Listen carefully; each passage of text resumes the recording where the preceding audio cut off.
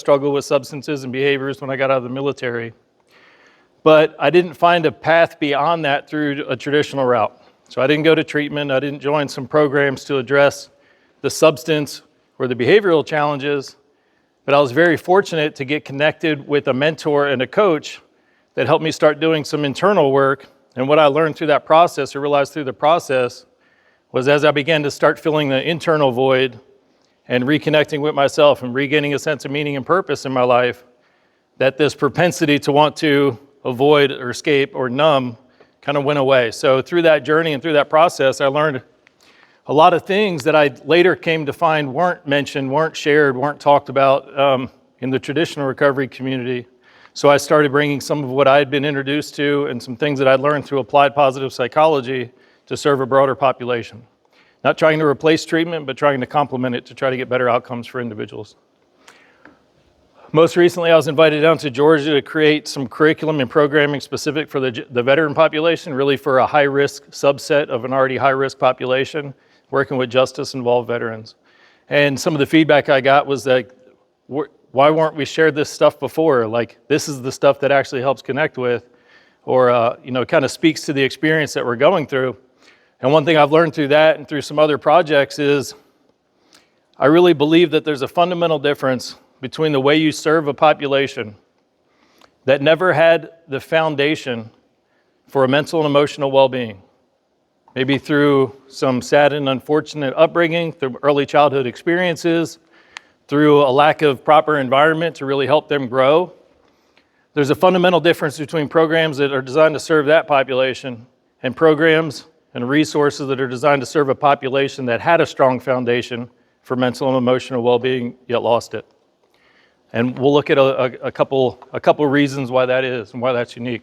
So why this presentation? About 18.8 million veterans in the United States right now, about 7.5% of the adult population. About 200,000 more veterans every year are transitioning out of the service.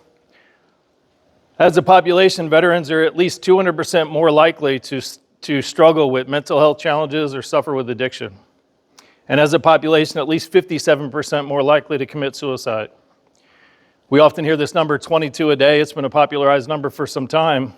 And sadly, with all of the emphasis and all of the attention that that's getting, we're not seeing the number go down.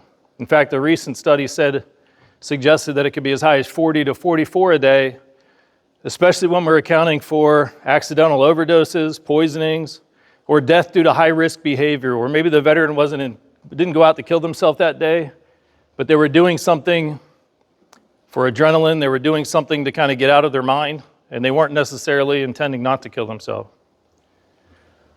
The post-9/11 or GWAT population is experiencing PTSD, being diagnosed with PTSD at rates about 1 in 5, or about 20%. But those who are experiencing some very significant symptoms of post-traumatic stress is unfortunately much higher than that.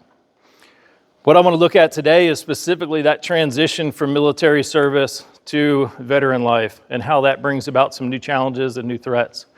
And hopefully share some insight or some ideas, maybe from me, maybe you have some to share with me and with the group, but learn some ways that we can better serve the population that serve. Look, there's some unique needs and some unique opportunities to serve the population. Nobody told me it wasn't over there. Gosh. All right. Sorry, you'll have to look this way. So what you'll learn today, and these are the learning objectives, so how transition from military service creates unique mental health challenges, some strategies to foster emotional resilience and better connect with the veteran population. And then lastly, we'll touch on a topic that sadly isn't talked about enough, which is post-traumatic growth. Has anybody ever heard the term post-traumatic growth? So I speak to a few thousand mental health professionals every year, and I always ask that question. And it's very sad to me that about 10 to 15% will even raise their hand. So we get so much attention to post-traumatic stress disorder, PTSD. Yet here's a society and a culture of professionals that work every day with people that have experienced trauma in their life. Yet they don't even realize that there's ways for that traumatic experience to not just create negative outcomes, but can actually be a catalyst for some positive outcomes. So we'll look at what that is. Any mental health professionals in the room? Would you like a CE or 1.5 CEs? Okay, great. So I'll share a slide at the end on how you can get that. And if you leave early, you won't be getting that. So no, I'm just kidding. All right, so I do have some. So I was doing some tech troubleshooting so long, I forgot to bring these out. There are some handouts of some exercises that I use in my work and that we've kind of used with the veteran population. These are all, non-clinical tools or modalities, but some reflective practices that individuals can do to help foster greater resilience, greater wellness. So you can download a digital copy there if you like it. If you like any part of it, use it any way that you like. You use it yourself, share it with others. Put your name on it, say you came up with it. I don't care, as long as it gets out to help people.